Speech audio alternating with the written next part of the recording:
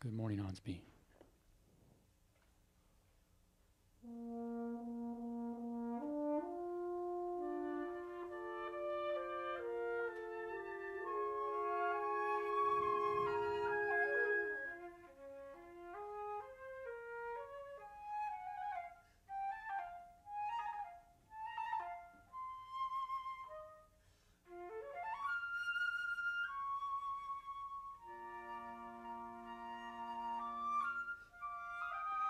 Okay, in the introduction there, obviously you're not going to conduct that flute solo, that's great. And prior to that, I would just not look down so much. Just keep your eyes up as much as you possibly can. Right there was a downbeat and you look down. And that was much better there. Okay, what's going on here? You could either shape the melodic material or you could tell us the stylistic way we should be playing the accompaniment.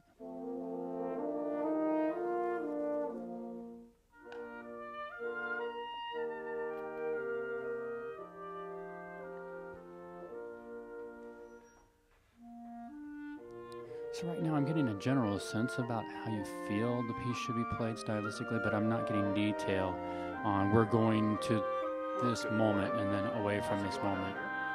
Or let's play the notes with this kind of length.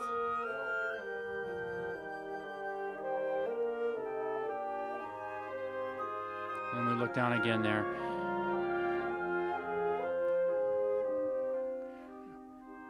I think just looking down gives it a sense that you're unsure about it, even though you may not be.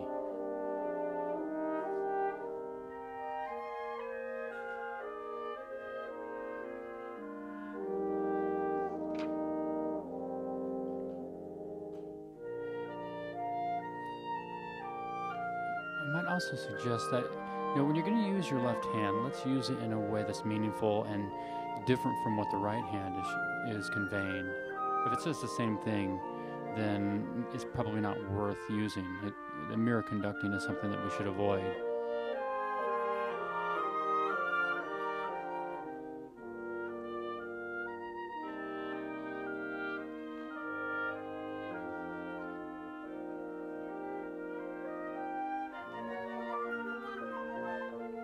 Yeah, it's always a tough spot.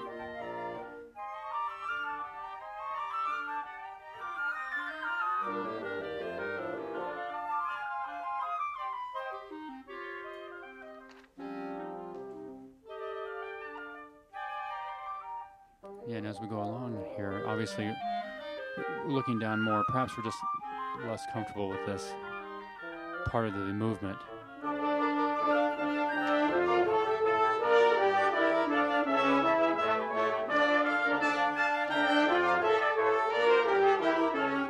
Okay, they're definitely playing in ways that are different from what you're showing.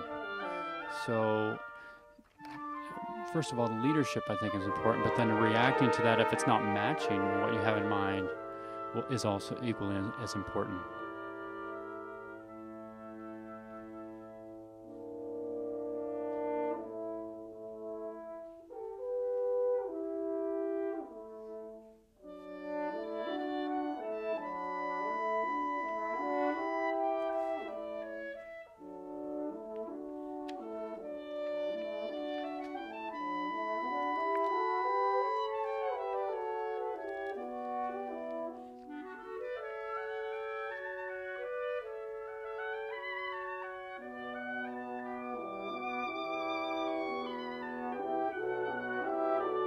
It's also great if you can acknowledge wonderful music making.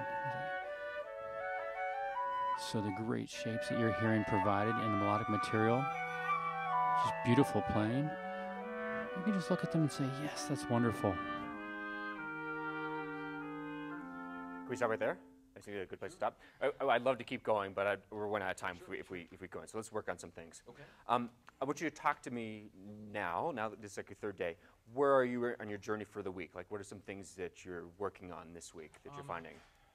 Mainly musicality. Okay. I tend to be a very technical person. Uh-huh. I want everything to line up, just precise. Uh-huh. So I really try to concentrate on the musical line, sometimes to a fault because I lose my place. Well, this is a fantastic introduction, and I think to maybe see if we can make some progress in the next 10 minutes together.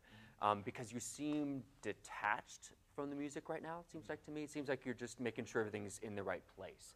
So stylistically and movement-wise and technically, there's really nothing wrong with what you're doing, honestly. What the issue is I don't get a sense of what you think and feel about the music and how you think it should be shaped and phrased. So I think that's a big thing. How do you think the overall tempo of that introduction was? It was a little slow. It was a little sluggish, exactly. So that was part of the, I think, what distracted from me musically is the tempo had no momentum to it. It seemed like it kept getting a little bit sluggish and more sluggish. And that's the thinking part. You know, that's what I've sensed from, I keep saying this, but I've sensed that from quite a few folks in slow music, is like they're thinking so hard that it slows down. And then it slows down more, and then it retards, and then we're at a stasis, and then we're waiting. You know, so you got to keep momentum behind slow music. I think it's so important. So we're going to skip the introduction, if that's okay, Colleen, for right now. Could we, let's go to, help me on, here we go. Let's go to A, everybody. Could we do A? Okay, let's just talk about that, okay. Honestly. I mean, that seems like really simple. But when you go to start a piece in rehearsal, try to think about the aesthetic that you're going to set up right now. So what's the dynamic here today? It's piano. It's piano. How many people are playing? 4. Okay, so they don't need this, you know, from you. They don't need the musical hug that Jacob just gave us. Okay. You know, they need intimacy, and they need to feel, what is that first sound going to sound like? Don't just get them started. Okay. Okay? Can you do the same thing? Letter A. Mm-hmm. There you go. Thank you.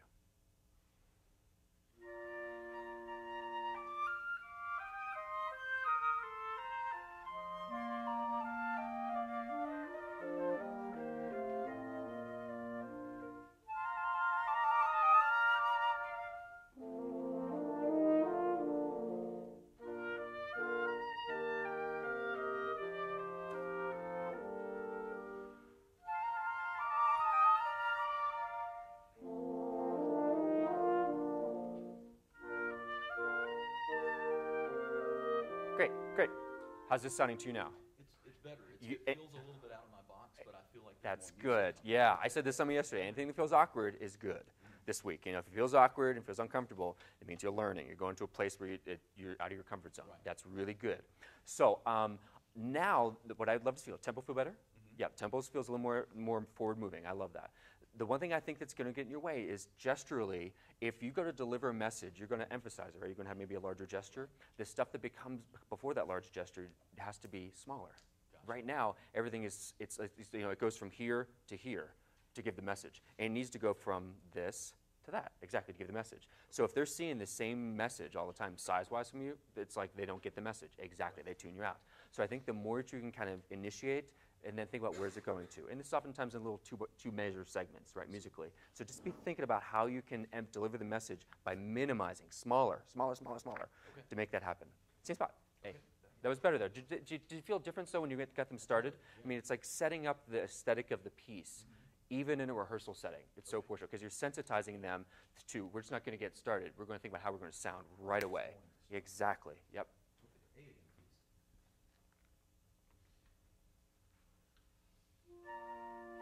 Nope. Sorry. You went away after one beat. Okay, stay with them. Stay with them.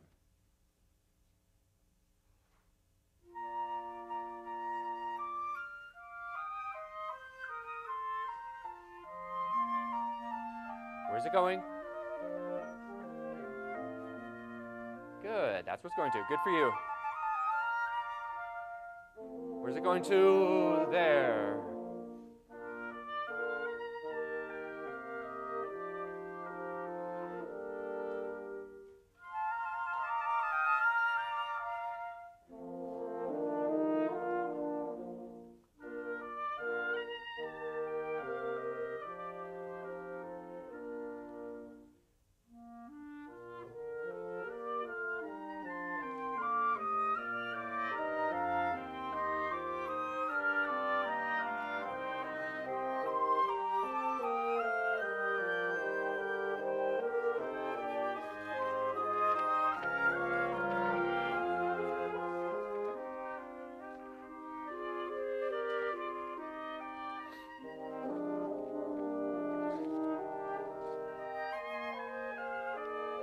Okay, great, good.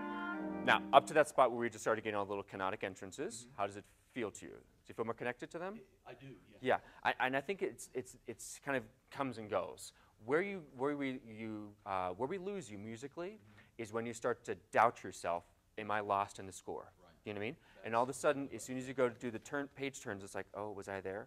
Okay, I'm back. Hi. You know, so it's really important that you just trust yourself. Trust that you know the music. Trust that you know those entrances. You don't need to give every single minutia of all those little canonic entrances, because I would try to keep your goal on the prize. You know, after you get all, you know what I'm talking about? Yeah, exactly. After they do all these canonic entrances around in this area, where's this going to and evolving? To me, it's getting into that section, right? I'm thinking long-term phrasing. Yeah, of course you want to be in the right spot, and you want to make sure that's rhythmically cohesive, but trust them and think about this architecture that you're thinking about long-term, okay? Good. Just something technically, just to kind of switch gears for just a moment. Part of the musical, connection thing that we're talking about comes from the breath, and you play trombone, right? Brass players, I always find, have an issue with the breathing thing more than the woodwind players do, and pianists are the worst. But not that they're the worst people, but they're the worst at breath with us, because they just don't have a sense of what it feels like to exactly. So you hold this tight and really firm, and it doesn't breathe with the music. So when you go to take the breath with the players, it's fixed. So you gotta take the breath, and also you gotta go and release it out. And you're gonna find that there's gonna be a sense of resonance about that. That's in the middle of phrases too. That you're breathing with the music and you're sensing that ebb and flow as it comes and goes. Okay? Let's start halfway through this a little bit. Why don't we start? You want to start at B? Let's do C. Let's do C, because that's where all the canonic entrances are coming about. That's what I was talking about. Here's C. And what's the general dynamic atmosphere here? It's piano. Yep. So let's help them with that. Nope. Sorry. It's way too much information for piano. Now that's not enough. That was a good. There was learning right there. Okay, so we need to find the B flat in the middle somewhere. Okay, we got an A, we got a C, and now we need the B flat. Okay, one more time. Here we go.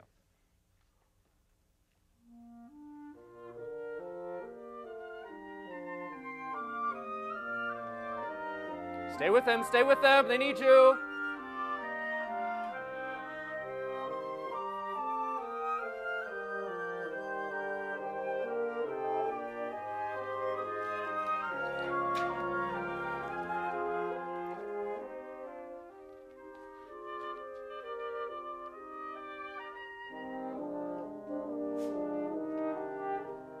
Okay, overall this is better, and Keep moving, when keep your moving, eyes keep are moving, up, keep you're moving. trusting that you know where you are. You're Now you trusting can maybe pull back here. the musicians.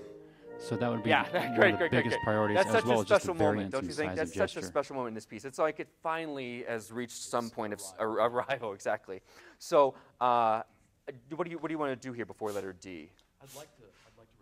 I would too. I think that works really well, because then you can just kind of set that chord down at letter D a little more gently. But the challenge is you can't do it too soon. The momentum of the music is getting lost too quickly. Right. It's still cascading through here, right? And then it gets to here. In this piece, everybody, someplace you can really help the players throughout this whole entire piece is connection of counterpoint and melody. So like, for instance, Kira plays the melody and then Catherine answers it. So right now you can hear that there's not the connection of line and melody. So you can help maybe carry that message musically from one player to the next. Yeah, in music like this, the chamber music setting, where the players you can help the players a lot, is connection of melody and counterpoint. It's not always melody, it's a lot of times counterpoint. It never stops, it just maybe goes into another voice. It just changes instrumentation. And that then helps you with balance and color as well, because then if she played it stronger than Catherine's going to play it, then that's an opportunity to think about, okay, well then can you listen and match that dynamic, match that color, blah, blah, all that good stuff. But think about, music doesn't just stop. It could also connect counterpoint. Okay, good. Let's do C one more time, everybody. Can we do that same exact section? Stay with them. C means connection with Onsby.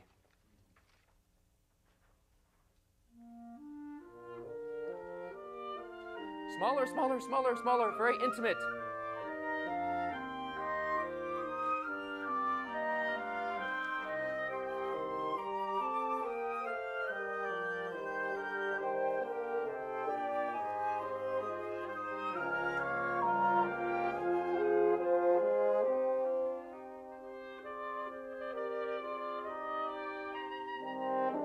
See what I mean? Keep it moving, keep moving, keep moving. Now we're going to pull back ever so slightly. And set it down. Oh, yeah, they don't need that subdivided, do you? Do you think so? No, it stops the flow.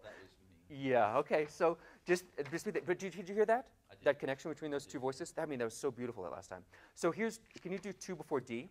Let me just give you an idea. Can you do 2 before D array with me, please?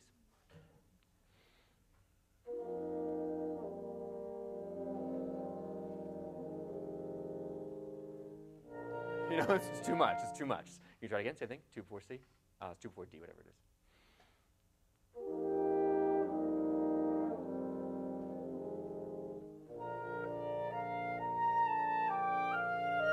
Can you try with them? Can you try with them? Okay.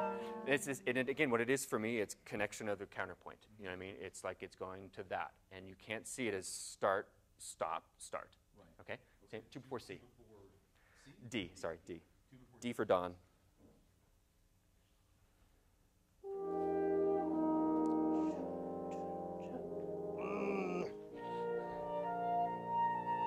Okay, great.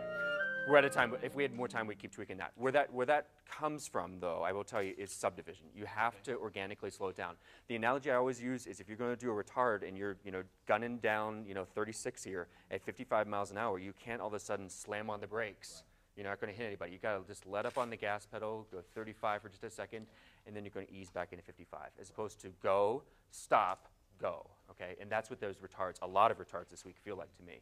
If they don't let off the gas pedal and then just naturally reaccelerate. Okay, great. Thanks, Onsby. Really nice stuff this week. Bravo.